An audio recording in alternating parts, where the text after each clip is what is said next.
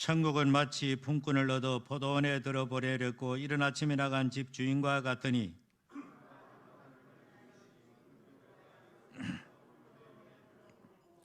또 제3시에 나가보니 장터에 놀고 서 있는 사람들이 또 있는지라.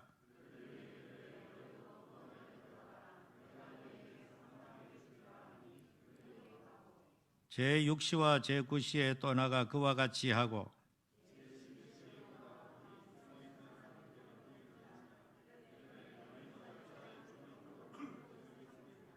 이르되 우리를 품꾼으로 쓰는 이가 없음이니이다. 이르되 너희도 포도원에 들어가라 하니라.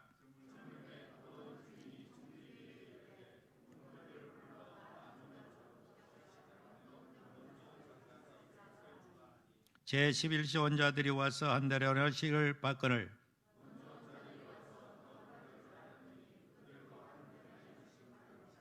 받은 후 집주인을 원망하여 이르되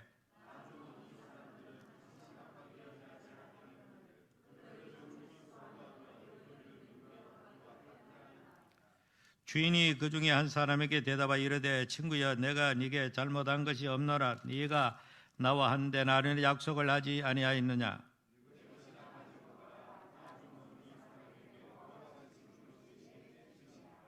내 것을 가지고 내 뜻대로 할 것이 아니냐? 내가 선함으로 네가 악하게 보느냐?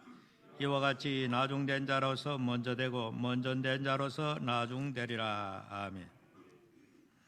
오늘 마지막 부분에 보니까 이렇게 말씀하고 있지요. 이와 같이 나중된 자로서 먼저 되고 먼저 된 자로서 나중되리라.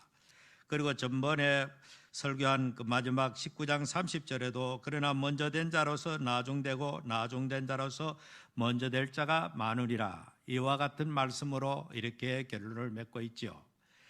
지난번 2주일에 걸쳐 가지고 부자 청년이 예수님께 찾아와서 어떻게 해야 내가 영생을 얻을 수가 있습니까? 라는 질문을 예수님께 했습니다.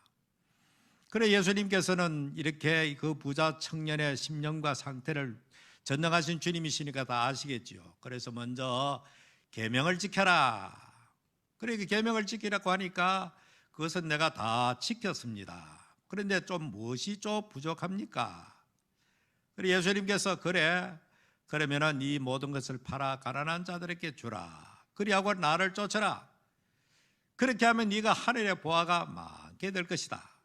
그런데 이 부자 청년이 그 말을 듣고는 재물이 많음으로 근심하여 예수님을 떠났다. 그렇게 말씀하고 있습니다.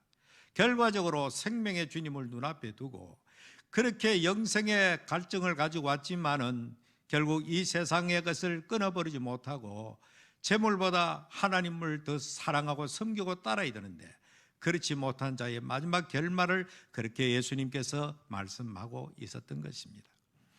그 사람이 떠나가고 난 다음에 제자들이 예수님께 묻습니다. 예수님께서 그렇게 먼저 말하죠. 예수님께서 부자 청년이 떠나간 다음에 이 부자들이 천국 가는 것이 마치 이 낙타가 바늘구멍 들어가는 것보다 더 어렵다. 이 말을 듣고 제자들이 쇼크를 받습니다. 왜냐하면 그 당시 사람들은 이 부자 청년 정도 하면은 그 완벽한 사람이었거든요.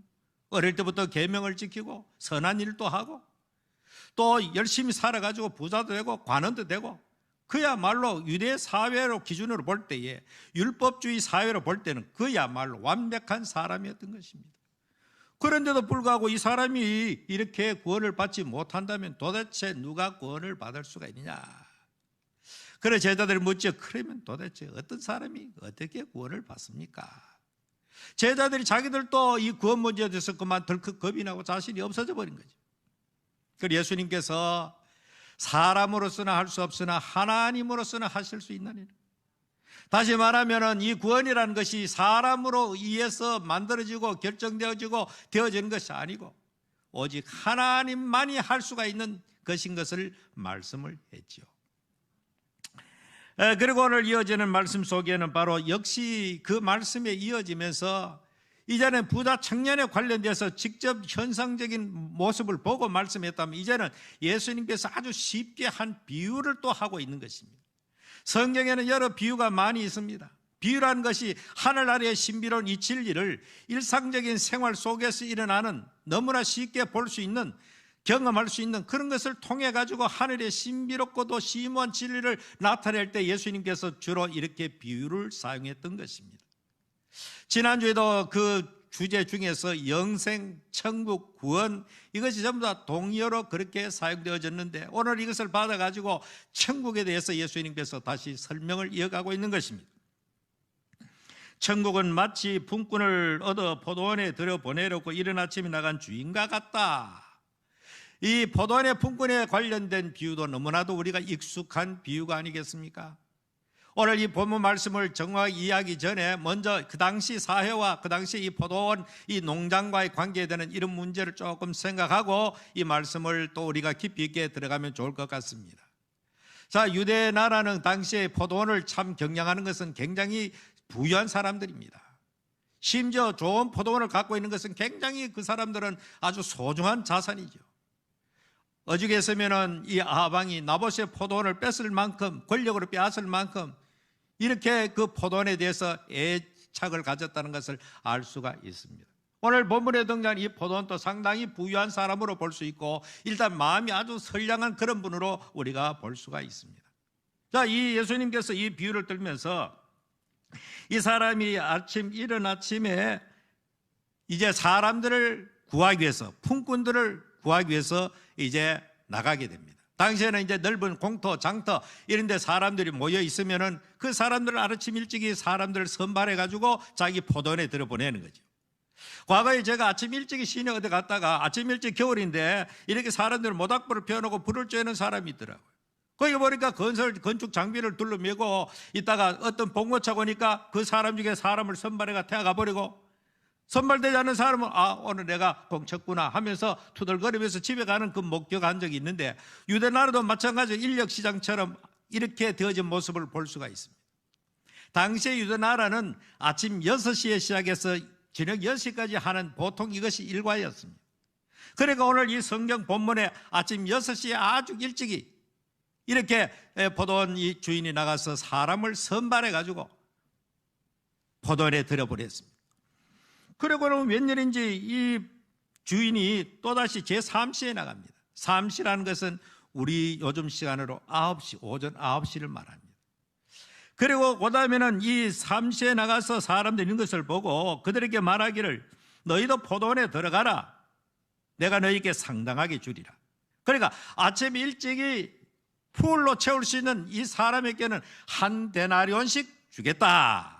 이것은 일반적인 노동자 하루 품삯이니까 정당한 일을 하고 정당한 대가를 받는 그런 사람들에 해당되는 사람들입니다.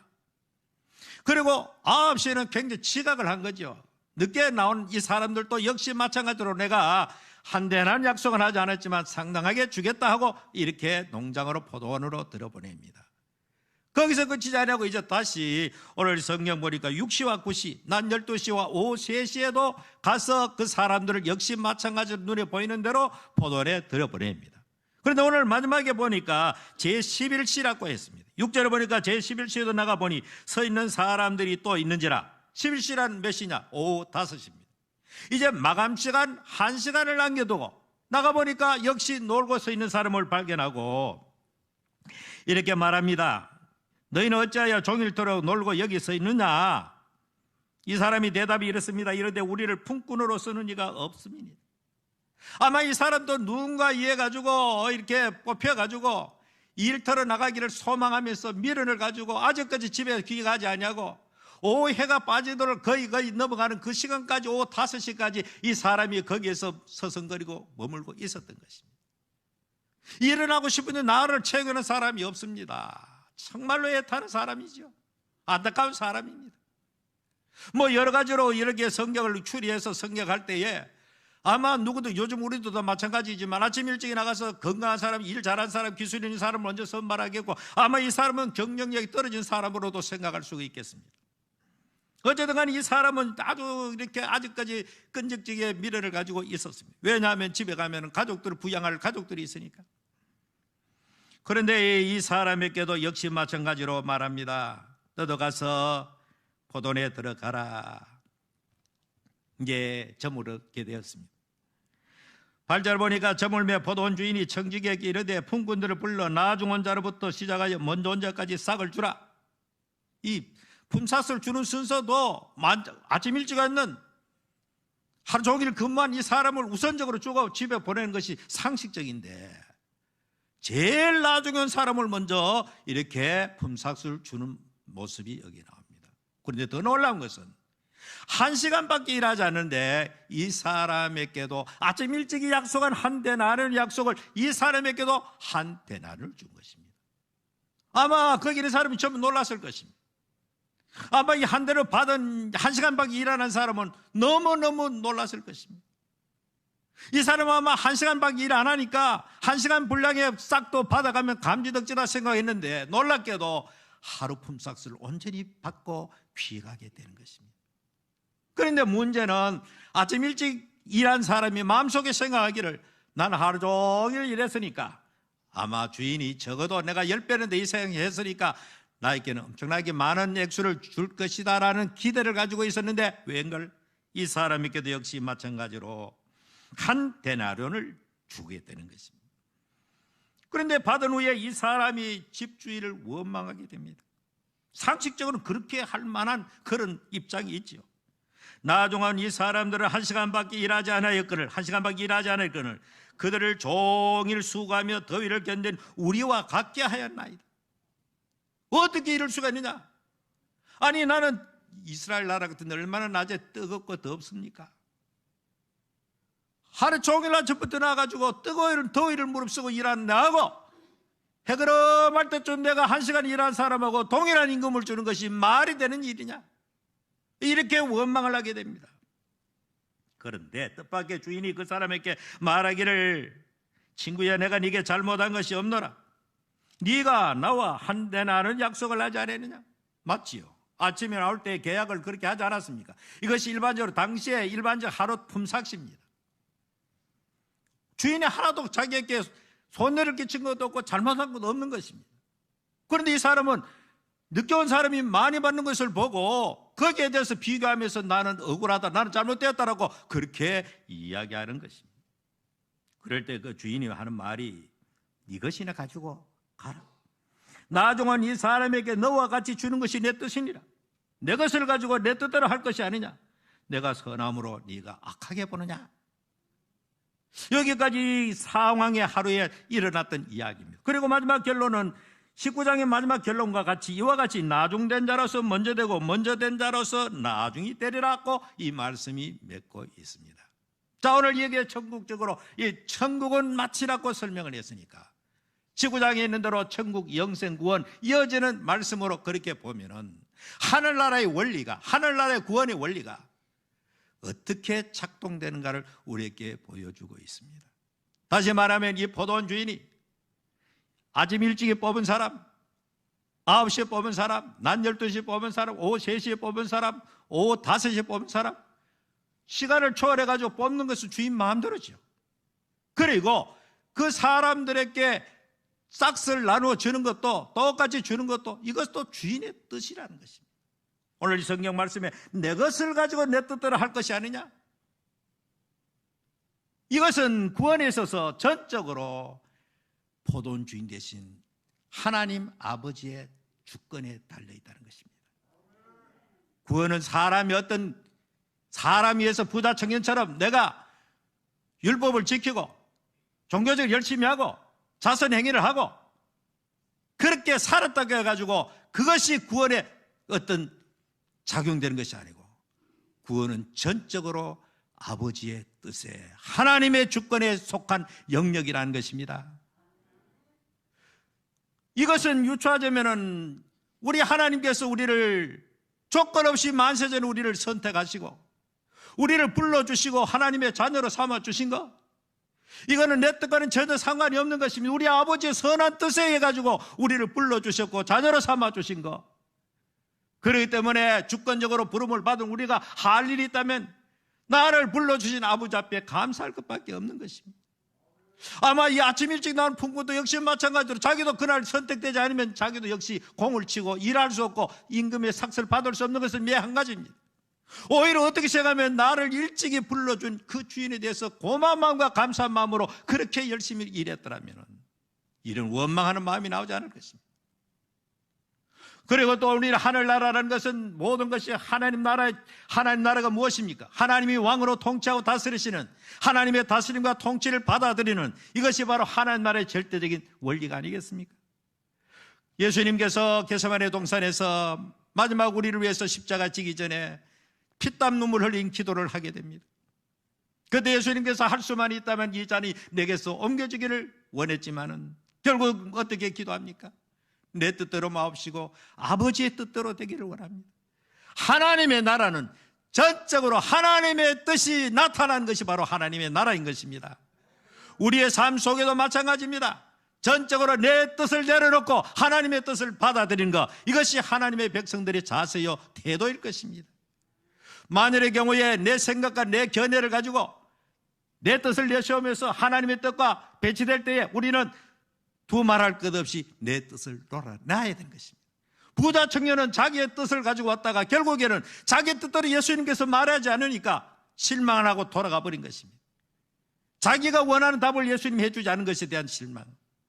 오늘 우리의 신앙생활의 모든 것이 하나님의 말씀 앞에 비록 내 견해에 맞지 않고 내 이성에 맞지 않을지라도 하나님의 말씀이면 그 앞에 아멘하고 그 뜻을 받아들일 수 있는 것, 이것이 바로 하나님의 백성들의 자세일 것입니다. 아브라함이 이삭을 바치라고 할 때 그게 어디 맞는 이치에 맞는 이야기입니까? 사람의 상식을 초월한 이야기입니다. 그러나 하나님 아버지께서 말씀하심에 그는 그것까지 순종하는 하나님의 뜻에 절대적으로 받아들이고 복종하는, 오늘날 우리의 신앙이 얼마나 하나님의 뜻에 순종하고 그 뜻에 굴복하고 그 뜻에 복종하는가. 적어도 하나님의 백성들은 구원 자체가 하나님의 100% 하나님의 전적인 주권과 뜻에 의해서 결정되어졌다면 우리의 신앙도 하나님의 말씀이라고 하는 이 거룩한 주의 뜻 앞에 전적으로 온전히 순응할 수 있는 그런 성도가 되기를 바랍니다. 두 번째로, 천국은, 구원은 사람의 공로주의를 배격하고 하나님의 은혜 외에는 아무 할 말이 없다는 것입니다. 오후 5시가 되어가지고 일터로 갔던 사람, 무슨 어쩌면 우리 모두가 다 거기에 포함될 것입니다. 이 사람이 하루 한 달의 돈을 받는 것은 상식에 맞지 않습니다. 이 사람이 포도원에 들어가는 것은 전적으로 포도원 주인의 긍휼이었습니다. 불쌍히 여기기 때문에 이것을 가리켜서 하나님의 은혜라고 말하는 것입니다. 구원은 전적으로 하나님의 은혜이지, 이 사람처럼 내가 하루 종일 더위에 이렇게 더위를 무릅쓰고 하루 종일 일하는 거 왜 평가하지 않습니까? 천국은 그런 것이 나타난 것이 아닙니다. 주로 바리새인들이 하나님 앞에 나가서 내가 저 뒤에 있는 세례와 같지 않게 됨을 감사합니다, 나는 일에 한 번씩 금식하고 기도하고 또 이렇게 구제한 것에 대해서 감사하는, 자기 자랑하는 이 바리새인, 주님은 그런 일에 관심이 없습니다. 사실 우리가 꽤나 도덕적으로 살고 윤리적으로 살고 종교적으로 굉장히 열심히 하고 이것을 가지고 굉장한 것으로 생각하고 남을 무시하고 남을 멸시하고, 그렇게 영적 교만자가 그 당시에, 오늘 예수님께 1차적으로 당시에 완악한 율법주의자들, 유대주의자들, 바리새인들, 이런 사람을 가리켜서 지칭하고 있지만은 그 사람들이 어쩌면 먼저 된 자들입니다. 부자 청년이 바로 먼저 된 자라고 볼 수가 있습니다. 이것을 오늘로 적용한다면 바로 영적인 교만한 자들, 자기가 완벽하다고 생각하는 사람들, 이것은 하나님 앞에 일체 거기에 용납될 수 없다는 것입니다. 우리의 구원은 오직 전적으로 하나님의 긍휼, 하나님이 우리를 불쌍히 여기심, 다시 하는 사람을 볼 때 그 포도원 주인이 불쌍히 여겨가지고 일터로 들어가고 그리고 한 달 안에 품삯을 동일하게 주는 것은 전적으로 그 사람의 노력이나 공로가 아니고 주인의 긍휼이요 은혜인 것입니다. 바울이 말한 것처럼 나의 나된 것은 오직 하나님의 은혜로라. 오늘도 우리의 심령 속에 언제나 이 포도원 주인의 나타난 그 모습을 통해 가지고 오늘도 우리는 다시에 들어간 이란 이 사람의 심정과 이 사람의 태도와 이 사람의 입장을 가지고 살아야 할 것입니다. 생각해 보십시다. 일찍 왔는 사람은 자기의 공로가 자꾸 나타납니다. 내가 이렇게 했는데, 내가 하루 종일 일했는데, 더위를 무릅쓰고 일했는데.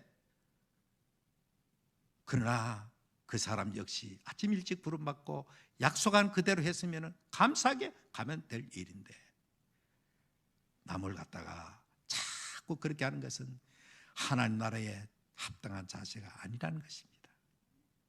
예수님께서 탕자의 비유 가운데서도 그런 비유가 있었지요. 둘째 아들이 자기의 상속을 다 받아가지고 멀리 가서 다 허랑방탕하고 나중에 거지 모습을 하고 집으로 돌아옵니다. 아버지는 떠나간 그 시간부터 이 아들을 오매발명 기다리고 있습니다. 어느 날 문 밖에 나가 보니까 거지 몰골한 아들이 저 멀리서 모습을 드러낼 때에 순간적으로 자기 아들인 줄 알고 올라가서 얼싸안고 그 누더기옷을 다 벗겨버리고 목욕을 시키고 가락지를 끼우고 온 동네 사람을 불러 모아가지고 잔치를 합니다.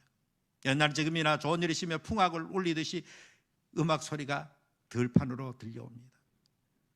첫째 아들이 가만히 들어보니까 뭔가 자기 집에서 이상한 음악 소리 들리거든. 그리고 옆에 있는 일꾼에게 말하면 지금 무슨 소리냐? 예, 주인의 둘째 아들이 오늘 나타나가 돌아왔습니다. 그래서 주인이 너무 기뻐가지고 온 동네 사람 모아가지고 지금 잔치를 하고 있습니다. 그때부터 이 맏아들은 안색이 변합니다. 기분이 굉장히 상하게 됩니다. 집에 돌아와서는 어떻게 해서 내가 아버지 옆에서 밤낮 쉬지 않고 일하고 했는데 내게는 염소새끼 한 마리 안 주더니 저 동생은 전 재산을 들고 가가지고 다 먹어버리고 허랑방탕하고 돌아왔는데 이 아들을 위해서는 이렇게 동네 잔치를 합니까? 그때 그 아버지가 애야, 네 동생은 죽었다가 살아난 아들과 같다. 너는 늘 집에 있으니까 내 모든 것이 네 것이 아니냐 라고 그렇게 달래는 모습이 나옵니다. 그 첫째 아들이 오늘 부자 청년이 오늘 예수님 말한 포도원에 나타난 아침 일찍 일하는 사람이 바로 똑같은 부류의 존재라는 것입니다. 우리는 하나님 앞에서 나아갈 때 우리는 늘 빈손 들고 나갈 길밖에 없습니다. 우리가 내놓을 것은 하나님 앞에 부끄러운 죄밖에 없는 것입니다. 내가 뭐 열심히 살고 봉사하고 증송하고 꽤나 뭐 열심히 했다고 뒤도 남보다 많이 했다고 이것은 하나님 앞에 일체 거기에는 공로가 될 수가 없다는 것입니다. 옛날 바리새인이나 오늘 현대 기독교인이나 끊임없이 종교적 그 위선을 가지고 하나님 앞에 나타나려고 하는 것은 하나님 앞에 절대로 용납될 수 없다는 사실입니다. 오늘도 사랑하는 성도 여러분, 오늘도 나의 구원이 내가 받은 은혜가 나의 나된 것은 전적으로 오직 하나님의 은혜로 된 줄 아시기를 바랍니다. 왜 하나님께서 그렇게 하느냐? 왜 우리의 공들을 눈꽃만큼도 1%도 우리에게 일체리 인정하지 않느냐? 이것은 오직 하나님 앞에 영광 돌리고 하나님 앞에 감사하도록 하기 위해서, 겸손하도록 하기 위해서 그렇게 하는 것입니다. 그럼에도 불구하고 남보다 조금만 더 열심히 하고 남보다 조금만 더 헌신 많이 하고 남보다 조금만 더 기도 많이 하고 하면 영적 교만자가 나오고 물질적 교만자가 나오고 이런 자들은 전부 다 결국 앞선 자가 되고 말 것입니다. 하나님 앞에 먼저 된 자, 선줄로 생각하는 자는 넘어질까 조심하라고 말씀한 대로 오늘 우리는 주님 앞에 갈 때까지 이 5시에 나와가지고 한 대나를 받아가지고 감격 속에 다 갔다. 아마 이 사람이 지가하면 어떻게 했겠습니까? 얘들아, 오늘 내가 나가서 하초길 있는데 나를 쓸 사람이 없더라. 그런데 어떤 마음씨 좋은 포도원 주인이 나타나가지고 나를 1시간밖에 마감시간 남았는데 포도원에 들어가서 일하도록 했어. 그런데 더 놀라운 것은 아침부터 일하는 사람과 똑같은 분량의 싹스를 받고 왔단다. 그래서 너희들 오늘 이렇게 먹을 음식이 있고 이 하루를 또 무사히 보낸다. 얼마나 그 마음속에 감사가 있었겠습니까? 오늘도 우리 그리스도인 주님 앞에 갈 때까지 눈꽃만큼도 하나님 앞에 나의 나던 것은 하나님의 은혜인 줄을 거기에 대해서 이탈해버리면 교만하는 순간 하나님 앞에 결탄코 용납될 수 없다는 것입니다. 그리고 먼저 된 자가 나중되고 나중된 자가 먼저 된 이 원리는 이 세상에 얼마나 많습니까? 일체의 기득권을 하나님께서 묵살해버린다는 것입니다. 교회도 마찬가지입니다. 교회도 어떤 누구도 하나님 앞에서 교만하게 기득권을 행사할 수 없다는 그 원리도 여기서 적용한다면 함께 나타나는 것입니다. 그래서 우리는 늘 감사하며 늘 겸손하게 바울이 그랬던 것처럼 내가 남보다 수고도 많이 하고 남보다 더 헌신도 많이 하고 남보다 더 많이 헐벗고 고난을 받고 그렇게 했지만은 이것은 내가 한 것이 아니고 나와 함께 하신 하나님의 은혜로 그렇게 한 것뿐이다. 하나님의 은혜를 따라 산 사람은 교만할 수가 없습니다. 남을 정죄할 수가 없는 것입니다. 자기 공로를 내세우는 사람은 끊임없이 원망하고 남을 정죄하는 그 일밖에 할 수가 없는 것입니다. 그래서 우리는 오늘 또 나를 구원해 주시고 나를 불러주시고 나를 선택해 주신 것은 내가 공로가 있어가 아니고 하나님이 나를 긍휼히 여기셨기 때문에 나를 불쌍히 여기셔서 우리를 구원하시고 선택하시고 은혜로 우리를 구원하신 줄 알고 언제나 은혜를 따라 살아가는 여러분 되시기를 바랍니다. 은혜를 따라 사는 사람은 마음의 평안도 있을 뿐더러 자유함이 있습니다. 은혜를 따라하지 않고 법대로 살아가는 사람은 마음의 원망이 생길 수밖에 없습니다. 기쁨이 없습니다. 교회 생활하면서 기쁨이 없고 평안이 없는 사람은 어떤 사람이냐? 은혜를 따라 살지 않기 때문입니다. 자기의 공로를 내세우는 사람은 절대로 마음의 평안이 있을 수 없고 기쁨이 있을 수가 없습니다. 나 같은 죄인을 구원하신 하나님의 은혜를 따라 살아가는 사람이 될 때에 늘 그 주님 앞에 감사하며 살아갈 수가 있게 될 것입니다. 오늘 우리 모든 성도들 다 다섯에 부름받고 기쁨으로 돌아갔던 이 사람처럼 그런 마음으로 일생을 살아가는 모든 성도가 되기를 주의 이름으로 축원합니다. 살아계신 주님, 오늘 또 저희들을 불러주시고 우리도 염치도 없고 하나님 앞에 받을 만한 자격도 없는데 우리를 불쌍히 여기셔서 우리를 선택해 주시고 은혜로 우리를 하나님의 자녀로 삼아 주셨사오니 나의 나든 것은 하나님의 내린 줄 알고 내가 아무리 쑥하고 노력하고 헌신해도 결단코 그것을 내세우거나 자랑하지 않게 하여 주시옵소서. 언제나 하나님의 은혜 없이는 살 수 없는 죄인인 줄 알고 늘 그 자세를 잃지 않는 그런 귀한 성도의 삶을 살게 하여 주옵소서. 예수님 이름으로 기도하옵나이다. 아멘.